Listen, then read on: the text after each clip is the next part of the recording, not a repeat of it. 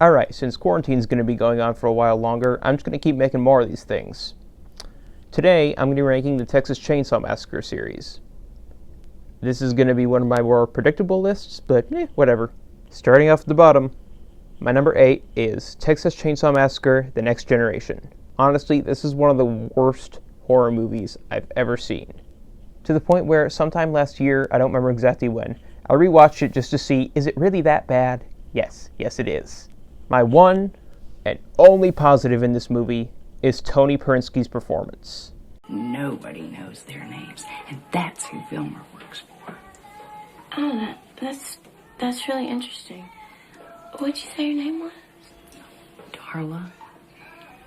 I've always hated that name. She's not the only one giving it her all, but she's the only one who succeeds, if that makes sense. That's really it.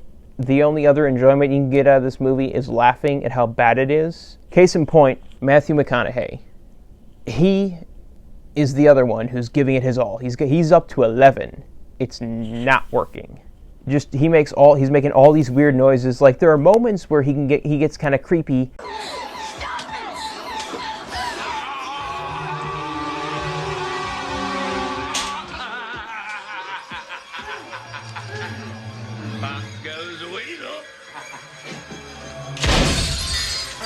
And then he just keeps going. He takes it too far every time. Oh my God. What are you gonna do? You don't fucking believe this, do you? Oh God, what are you gonna do to me? No, I asked you a goddamn question. He asked you, goddamn.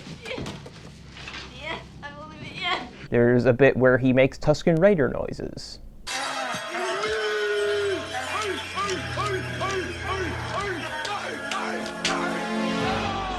And then there's this noise he makes when he jumps onto the car. That makes me laugh every time. But no, that's Matt, Mr. McConaughey, whatever. I'm sorry. You deserve so much better. Besides those two, the rest of the acting is mediocre at best. The kills are just lame. You don't think the FBI has its place under 24-hour surveillance? You don't think there's transmitters in all these walls? I know.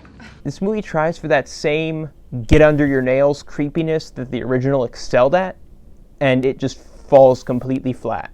This movie is mean-spirited and exploitative and shameless, and not in the fun Emmy Rossum way.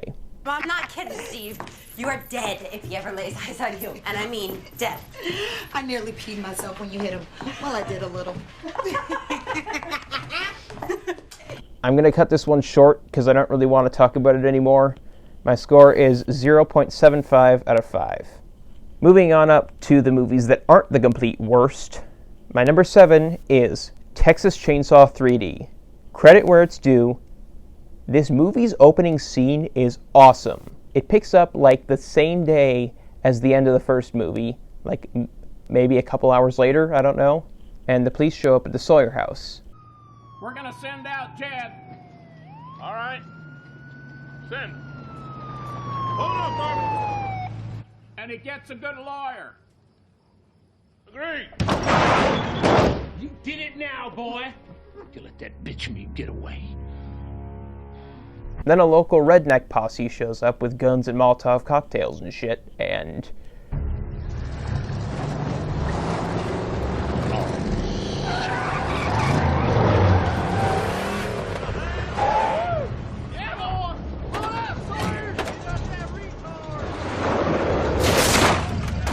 There's more, but them ain't cops.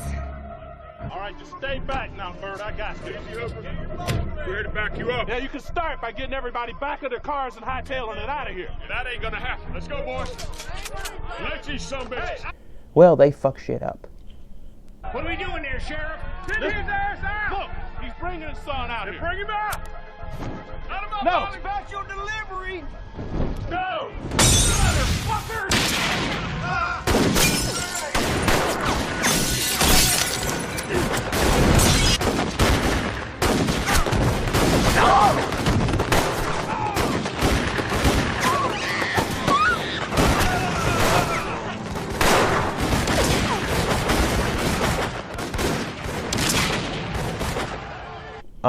We get cameos from veterans of the franchise. You got Gunnar Hansen, Give him the boy. He's simple anyway. the OG Leatherface. You got Bill Moseley, He's family.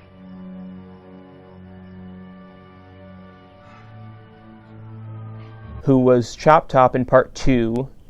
The whole opening scene is great.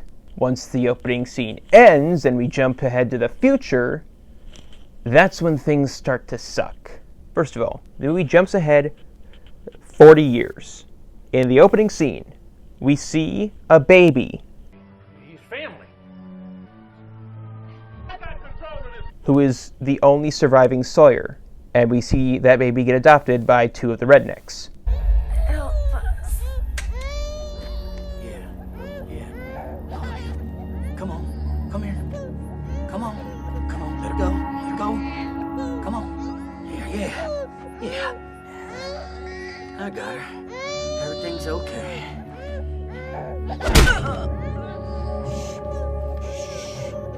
It's okay. I feel so sorry for that baby.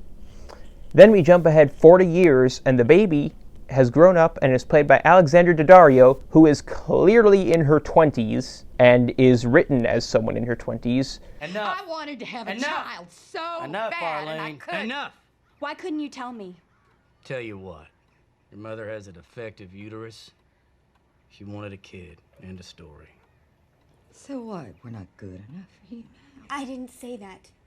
I just want to know where I came from and who I came from. Well, we're the ones that raised you, and you were damn lucky, I'd say.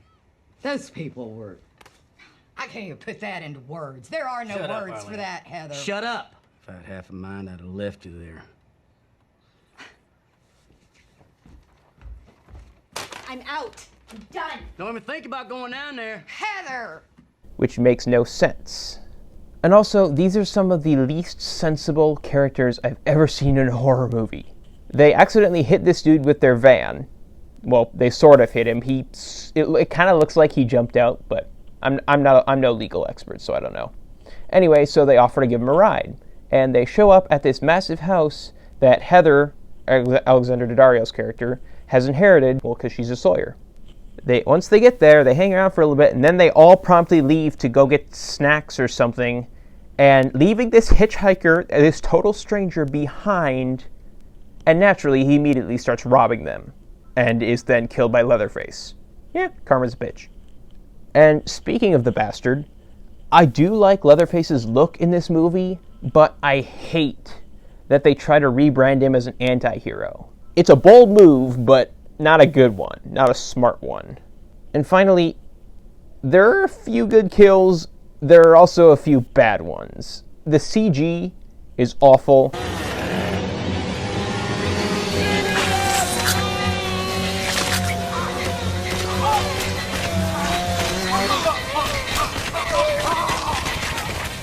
The 3D is awful, and the one-liners are awful too. Do your thing, cuz. At the end of the day, Texas Chainsaw 3D has its moments, but it's really only worth watching for the opening scene, and that's about it. My score is 1.5 out of 5. Next up, my number 6 is The Texas Chainsaw Massacre: The Beginning. Starting off with the positives, this is the goriest film in the franchise, and I appreciate that they use practical effects for, I think, all of the kills.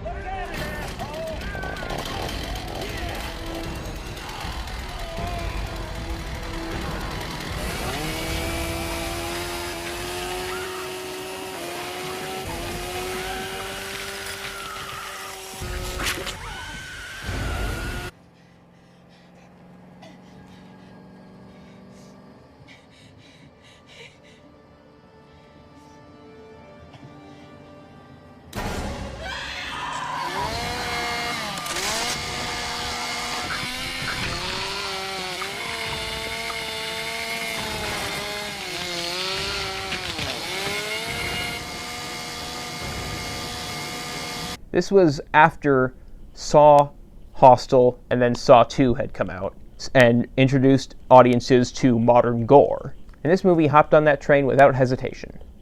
And it's better for it. Most of the acting is just kind of meh, But Jordana Brewster is pretty good, and Arlie Ermey is great. He is probably the best part of the movie. What do you think, soldier? What would be the proper punishment for treason?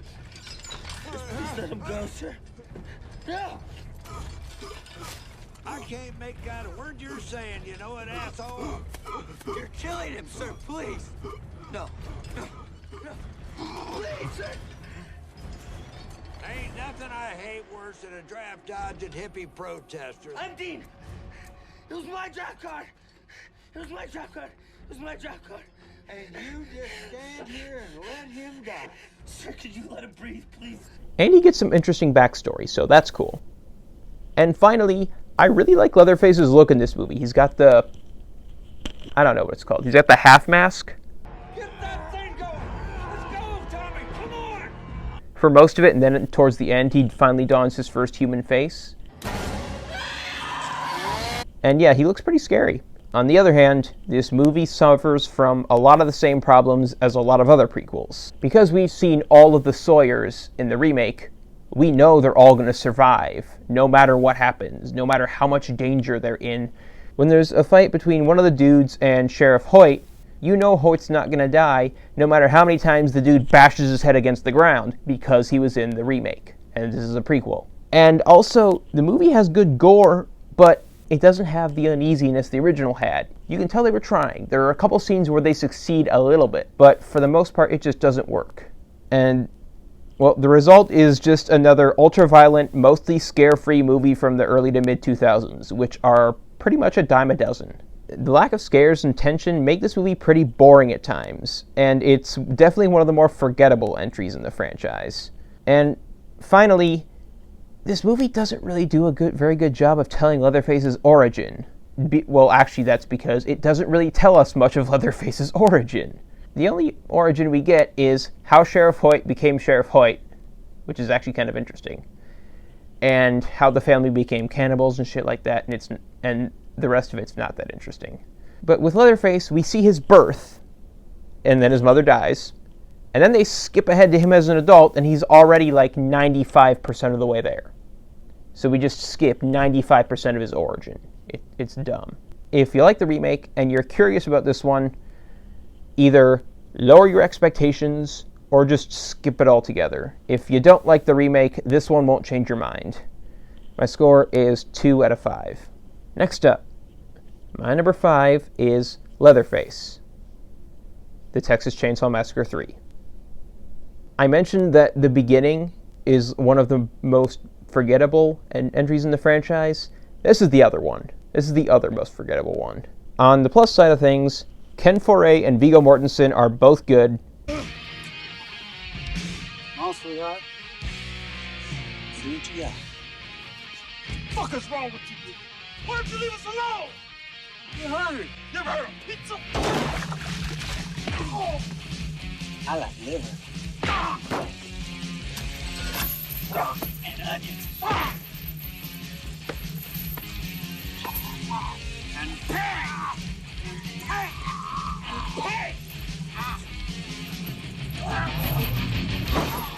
And I like this version of Leatherface a lot. He's played seriously and he's pretty menacing, but he's still the man-child we know, love, and fear. There's a scene where he's playing with this electronic spelling game, but when the word is like a person, like clown or woman, he keeps answering with F-O-O-D, food, because he only knows people as food.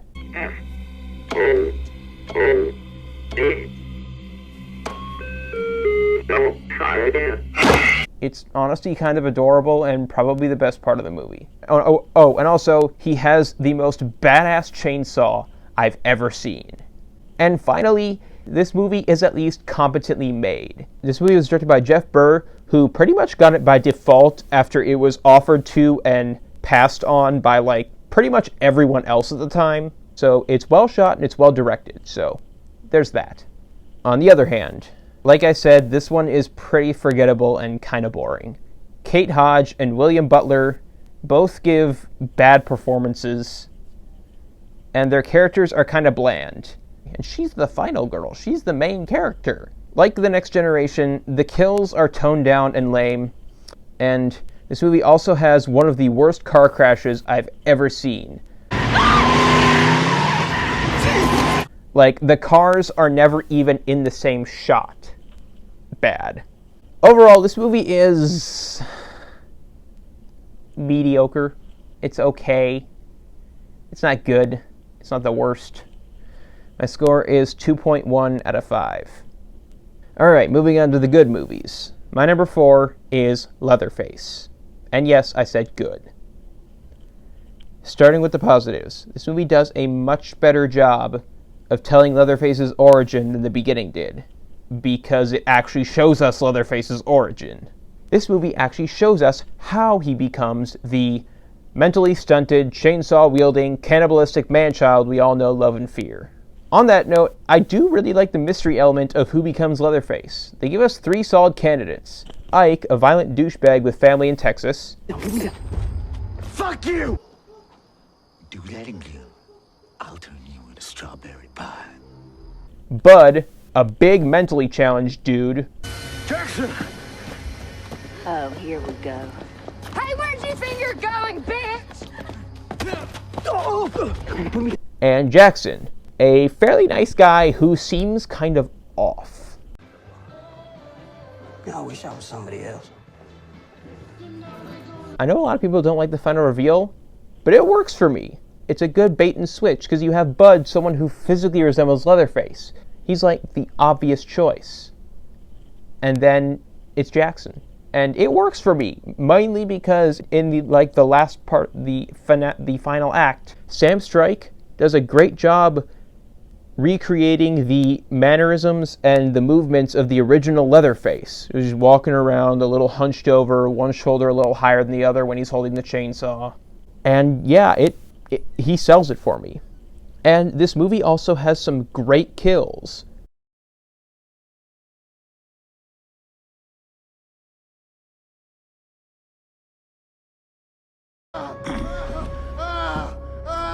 It's okay. Family's always here for you. Remember that.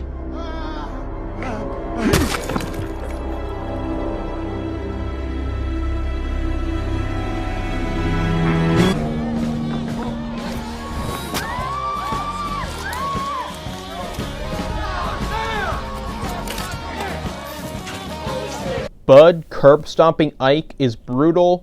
The chainsaw kills at the end are awesome.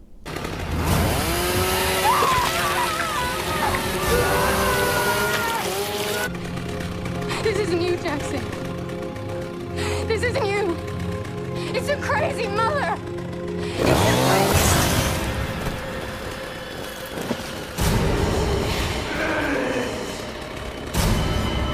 Well, during the escape from the mental hospital, as they're driving away, you see someone in a wheelchair come out the window and hit the ground. It's actually kind of funny. On the other hand, this movie doesn't quite feel like a Texas Chainsaw movie. You have 2 French directors directing a mostly English cast in a film shot in Bulgaria. They do a pretty good job. They get close, but it just doesn't feel quite right. This movie just isn't that scary. It has a few scary moments, and there's a little bit of that uneasiness, but not much. And finally, there's a sex scene between Ike and his girlfriend Clarice, and we get to see Clarice's body is really burned because she's a firebrand. And that would be fine, except they engage in a little bit of necrophilia. Yeah, no thanks. I'll pass. Overall, this is a pretty good movie. Not great, but it's fine. My score is 2.9 out of 5. Just like my Friday the 13th ranking, my number 3 is the remake, coincidentally also directed by Marcus Nispel. Starting off with the good stuff, this remake does a good job of balancing nods to the original with doing its own thing. It has some awesome kills with great practical effects. You're gonna die. Grab it!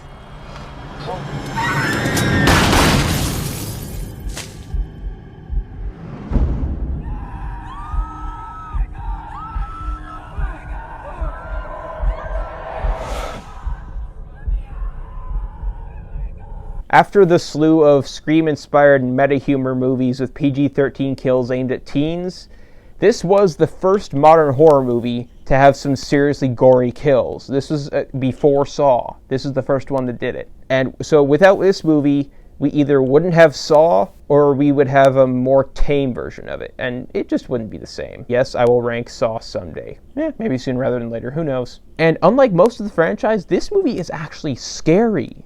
This movie does the best job recreating that uneasiness the original did so well. On that note, Arlie Ermy is outstanding in this movie. Maybe she was a bit more in the middle. Well, maybe you ought to move a little more over to the middle. But What, are you afraid of a little blood? Get the fuck over there! I don't have much of an imagination, so I need to get a distinct image of what went down here. What'd she do next? she shot herself. Oh, she shot herself. You don't say. How? What do you mean, how? Take the gun. Take the gun and show me how she did it. Come on. Take the gun. Take the gun and show me. Take the goddamn gun! Sheriff Hoyt is terrifying and sadistic, and Ermy plays him to perfection. And I really like this version of Leatherface. He's one of the more evil and mean versions of the character, and he looks great.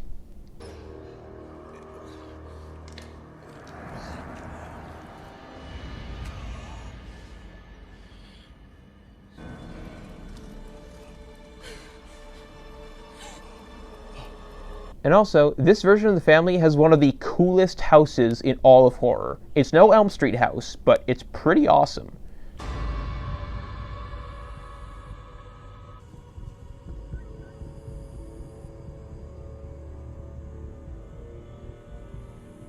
And finally, this is a very well-made movie. Like I mentioned in my Friday the 13th ranking, which you should totally check out after this, Marcus Dispel has a background in painting, so he has a great visual eye. And this movie is very nice to look at. It's very visually pleasing. They brought back Daniel Pearl, the cinematographer from the original movie, to shoot this one.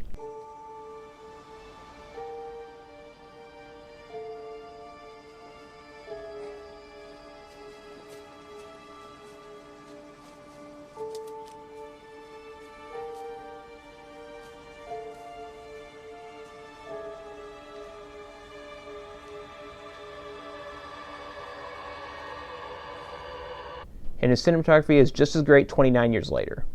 My one mixed aspect with this movie is the main characters, the teens. They're fine. They're not great. They're not awful. They're good enough, I guess. Now, onto the negatives. I do enjoy this movie, but it does feel like an unnecessary remake. It really does. Also, the pacing could be better. The writing has its weak spots, and ultimately, it doesn't really do much to justify its own existence, if that makes sense. Overall, this is a pretty solid horror movie. My score is 3 out of 5. My number 2 is The Texas Chainsaw Massacre 2. This movie is so different from the original that it's kind of hard to believe that they were both directed by the same person, Tobe Hooper. Starting off with the positives, this movie takes the dark comedy that most people didn't notice in the original and puts it front and center, and in my opinion does a great job with it. It's pretty damn funny. It's the second year in a row. This year, Drayton, you've got to tell the secret of that fabulously tasty chili. No secret, it's the meat. Don't skimp on the meat. I got a real good eye for prime meat. Runs in the family. The acting is solid across the board. Caroline Williams is a badass, and Dennis Hopper is delightfully crazy. What can I do you for?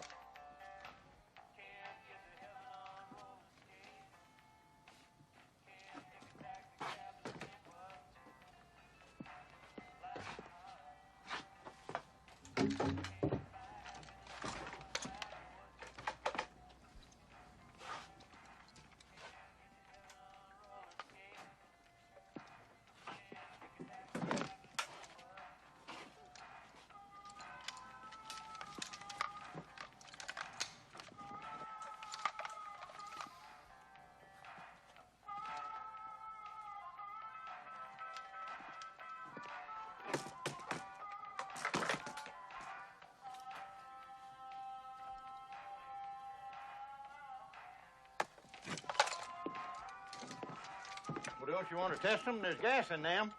Get them suckers a time or two.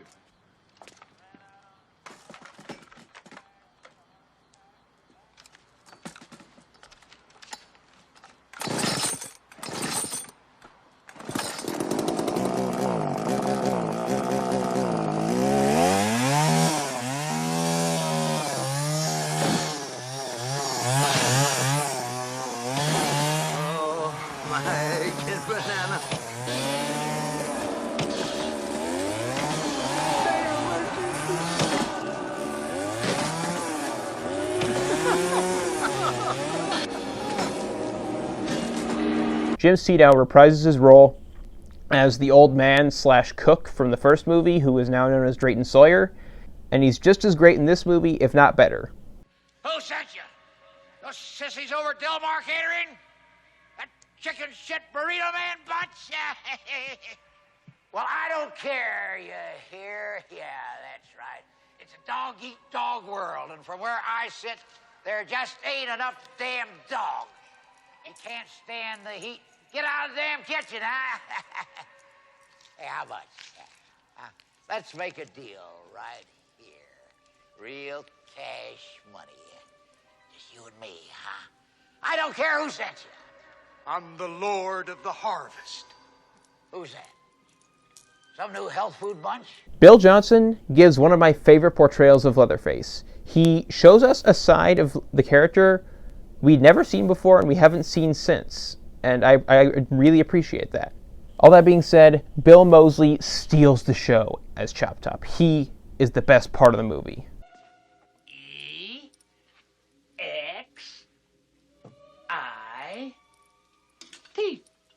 Exit. Good night. Oh, good night. Good night. Good night.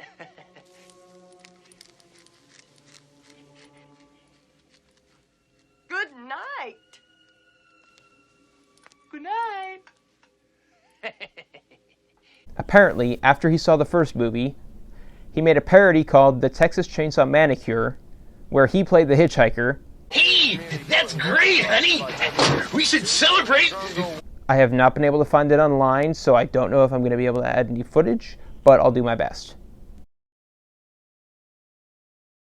Anyway, Tobe Hooper saw it, liked it, and cast him as Chop Top, who is the twin brother of the hitchhiker from the first movie, who was in Vietnam at the time, which is how he got that metal plate in his head. And I love the set design in this movie. This is like the only one in the franchise that lives up to the original in terms of set design. The abandoned amusement park is a great location. It looks cool. And I love all the decorative lights that they used, and it also has some of the bone decor from the first movie. You can tell they put a lot of time and effort into it, and it really paid off.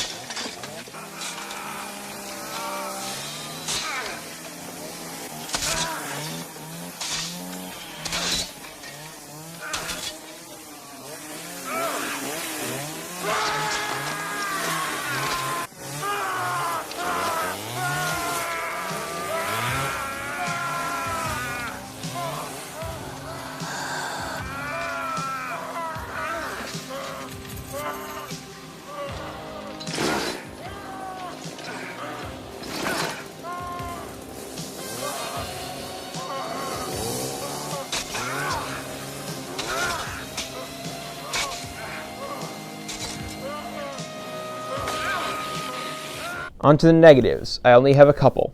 This movie isn't that scary. It has a few scary moments, but not many.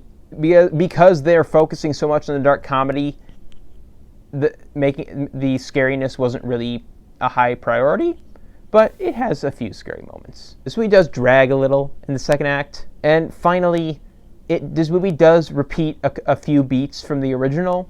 This movie is a worthy follow-up to the original and a solid dark comedy. My score is 3.5 out of 5.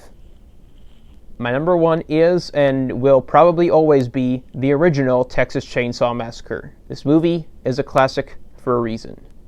The acting is really good. The kills are actually kind of tame in a good way. They're shot in just the right way that you don't really mind. It leaves a lot to the imagination, but it works. This movie is less of a straight-up slasher flick and more of an art house film.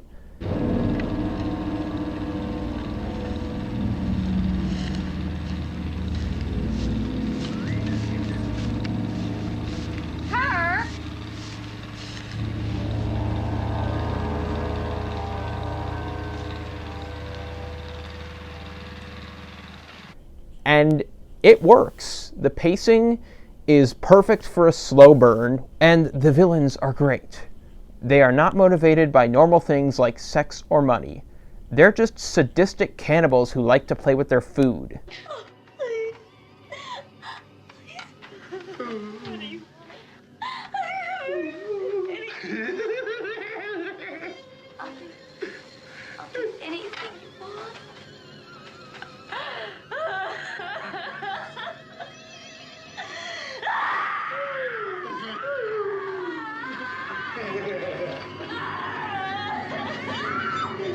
With the other movies in this franchise, with some of them I mentioned trying to create this like uneasiness.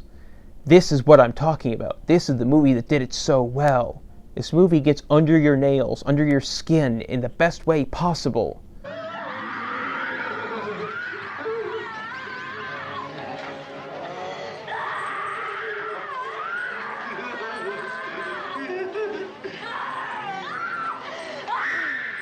I have nothing bad to say about this movie. Nothing. I love everything about it. My score is 5 out of 5.